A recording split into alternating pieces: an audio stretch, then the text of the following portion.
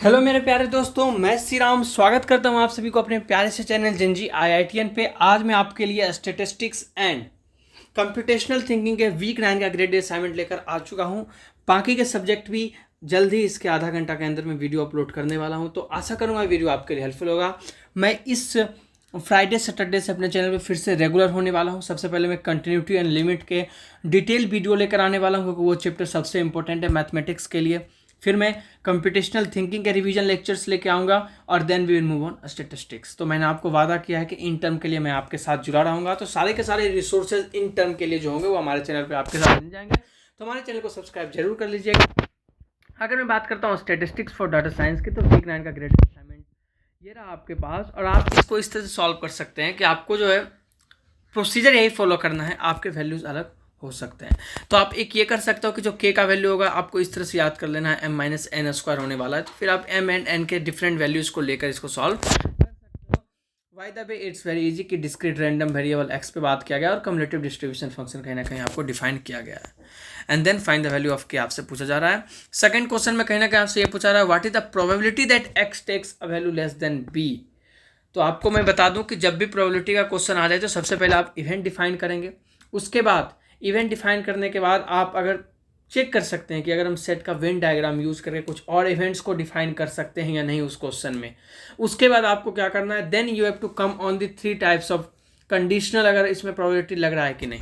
आपको टिक लगाते चलना है कि इवेंट डिफाइन किया, इवेंट का प्रोबेबिलिटी डिफाइन किया, देन वेन डायग्राम के यूज करके कुछ और एक्स्ट्रा इवेंट को डिफाइन किया, उसके प्रोबेबिलिटी को फाइंड करना, देन कंडीशनल प्रोबेबिलिटी चेक करेंगे, देन बेस थ्योरम चेक करेंगे। अगर आपको कुछ नहीं आ रहा है तब के मैं बात कर रहा हूँ, अगर आपको आ रहा है देन इट्स ईजी। अगर आपको इसका डिटेल लेक्चर चाहिए तो आप हमसे बात कर सकते हैं, आप कमेंट में लिख सकते हैं। सिंस अभी मेरा फिर से 1 बजे से लेक्चर है ना, तो बहुत ही ज़्यादा हेक्टिक हो रहा है फर्स्ट सेमेस्टर में, इसलिए मैं भी डिटेल लेक्चर तो इसका नहीं बना पाऊंगा। इसके लिए मैं आपसे माफ़ी चाहूँगा। By the way you can solve through this.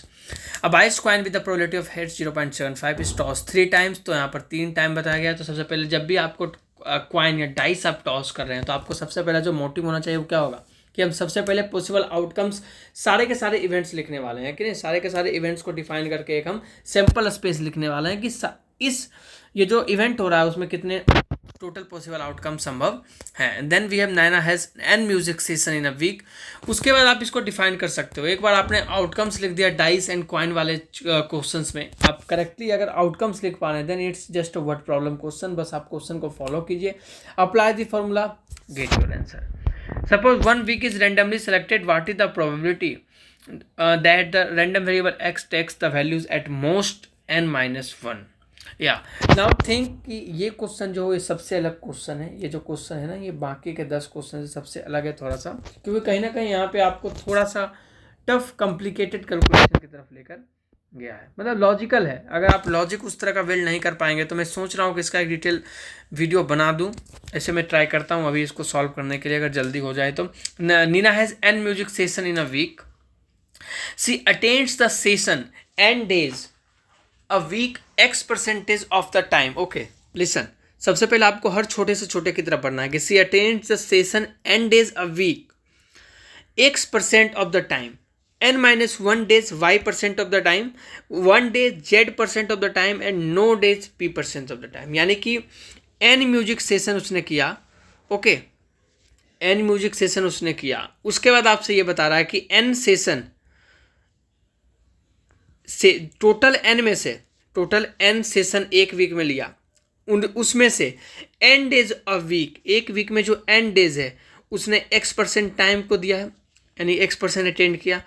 n-1 days y% day attend किया है, y% of the time attend किया है। एंड z% टाइम उसने कहीं ना कहीं एक दिन अटेंड किया है, और p% टाइम उसने किसी नो डेज है ना, नो डेज को उसने p% ऑफ द टाइम दिया है। तो कहीं ना कहीं फिर आपसे पूछा गया let x be discrete random variable को डिफाइन किया है। तो डिस्क्रीट रैंडम वेरिएबल को अगर अप्लाई किया है तो मैं आपको ये बोलूँगा कि सबसे पहले आपको n(x,y,z) के वैल्यू से सब्स्टिट्यूट करने से पहले मैं ये बोलूँगा कि आप इस फॉर्मूला को, इस इक्वेशन को लिखना सीखिए। अगर आप इस इक्वेशन तक पहुँच पा रहे हैं then you are go to there. आप डायरेक्टली यहाँ से मूव कर सकते हैं बिना किसी दिक्कत के ना। एक बच्चे ने कमेंट भी किया था कि भैया आपको इंग्लिश नहीं आ रही है तो क्यों इंग्लिश के पीछे पड़े हुए हो, है ना, क्यों इंग्लिश बोलने का ट्राई कर रहे हो। That's not the reason that I want to solve. The reason is कि यहाँ पे हिंदी बहुत लोग कम मिलते हैं, या जो हैं वो मिलते नहीं हैं, तो हर टाइम इंग्लिश ही बोलना पड़ता है। टूटी फूटी इंग्लिश से ही काम चला रहा हूँ अभी, तो वो भी उस पर भी काम करना है, कम्युनिकेशंस वगैरह पे, है ना। तो इस कारण थोड़ा दिक्कत हो जाता है। इस कारण आदत हो जाता है कि जब भी कोई मिलता है तो इंग्लिश में कभी कभी बीच में बोल देता हूँ, है ना। इस कारण आप देख रहे हो कि लास्ट 1-2 वीक से मैं फालतू का कभी कभी बीच में इंग्लिश बोल देता हूँ। गलत होगा तो माफ़ कर देना भाई, मैं भी एक स्टूडेंट हूँ, सीख रहा हूँ, है ना। बाकी आगे बढ़ते हैं। Find the value of k for which is a PMF and correct up to DSML places. It's easy question, है ना, ये बहुत इजी क्वेश्चन है। Using the information you can also do this. Okay, तो इस तरह से स्टैटिस्टिक्स मेरे को लगता है आप इजीली सॉल्व कर लोगे। Then we will move to computational thinking where we have week 9 question. आपको सारे के सारे रिप्रेजेंटेशन दे दिया गया है। What is the output of the following a snippet of code. तो कहीं ना कहीं वीक 9 से आपके आउटपुट की बात की जा रही है कि हम इसको पुट करने पर आउटपुट अब क्या आएगा। अभी तक कोड, इरर, कोड फ्रेगमेंट, क्या डाटा स्टोर होगा, है कि नहीं, क्या इंक्रीमेंटेशन है, क्या एरर है, किस तरह से कोड को कंप्लीट करना है, इफ एल्स सही लगा हुआ है कि नहीं, सब पूछा जा रहा था। लेकिन वीक 9 से आपको कहीं ना कहीं आउटपुट के बारे में पूछा जा रहा है कि इस कोड को एग्जीक्यूट करने पे आउटपुट हमें क्या मिलने वाला है। ठीक है, तो इसके लिए मेरे को लगता है कि सीटी के जब तक मैं डिटेल रिवीजन लेक्चर स्टार्टिंग से नहीं लेकर आऊँगा, इसको एक्सप्लेन करना I think it may be a difficult task. क्योंकि जब तक आपको हर एक लॉजिकल प्रोसीजर, लिस्ट, फंक्शन सब चीज़ नहीं आएगा, है ना, इफ़ क्यों यूज हो रहा है, एलिफ क्यों यूज हो रहा है, इल्स क्यों यूज हो रहा है, एंड वाई, मतलब कि इंडेक्शन कैसे जा रहा है, ठीक है, आइट्रेशन कैसे गलती हो जाता है, तो सब चीज़ आपको जब तक कनेक्ट करके नहीं बता पाऊँ तब तक आउटपुट पे आप नहीं जा सकते। क्योंकि आउटपुट एक फंक्शन को चलाने जैसा हो रहा है, एक माइंड को कैसे चलाना है। तो ये कोड है एक माइंड का, आपको ये बताना है कि माइंड अब क्या पढ़ने वाला है, ये माइंड क्या एग्जीक्यूट करने वाला है। Then you should know all the basics till week 8। ठीक है, तो आप इसका आंसर देख के अपने आप को सॉल्व कर लेना। ये PDF का लिंक आपको डिस्क्रिप्शन में दे दूंगा। ठीक है, हमारे चैनल को सब्सक्राइब जरूर कर लीजिएगा। आशा करूंगा ये वीडियो आपके लिए हेल्पफुल होगा। अगले वीडियो में मिलता हूँ मैथमेटिक्स और इंग्लिश के वीडियो लेकर। धन्यवाद। इसी के साथ मैं श्री राम विदा लेता हूँ। हमारे चैनल को सब्सक्राइब जरूर कीजिएगा। एक बहुत ही ज़्यादा सब्सक्राइब एंड बहुत ही सरप्राइजिंग मोमेंट मैं आपके साथ लेके आने वाला हूँ, जो कि आपने कभी नहीं सोचा होगा। बस मैं टाइम ले रहा हूँ क्योंकि मैंने कुछ वीडियो पार्ट्स रिकॉर्ड कर चुका हूँ, लेकिन मैं उसको और अच्छा करने की कोशिश कर रहा हूँ और इफ़ेक्टिव करने की कोशिश कर रहा हूँ, इसलिए मैं टाइम ले रहा हूँ। ठीक है, और मैं जल्द ही आपके साथ कुछ अलग कंटेंट भी लेके आने वाला हूँ। आशा करूँगा वो सब आपको अच्छा लगे। किसी भी तरह का फालतू कंटेंट नहीं रहेगा, है ना। जो कंटेंट रहेगा वो सच में इमोशन मेरा रहेगा। मैं वीडियो वही बनाऊँगा जो कि मेरे को लगे आपके लिए हेल्पफुल होगा, या आपको मोटिवेट करे, या आपके यूज़फुल, नीडफुल है।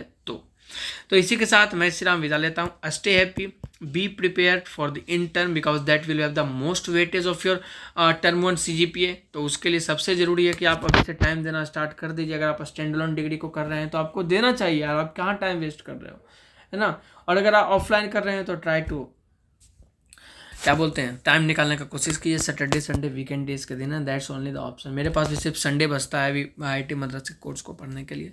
तो चलिए, इसी के साथ मैं श्री राम विदा लेता हूँ। हमारे चैनल को सब्सक्राइब जरूर कर दीजिएगा।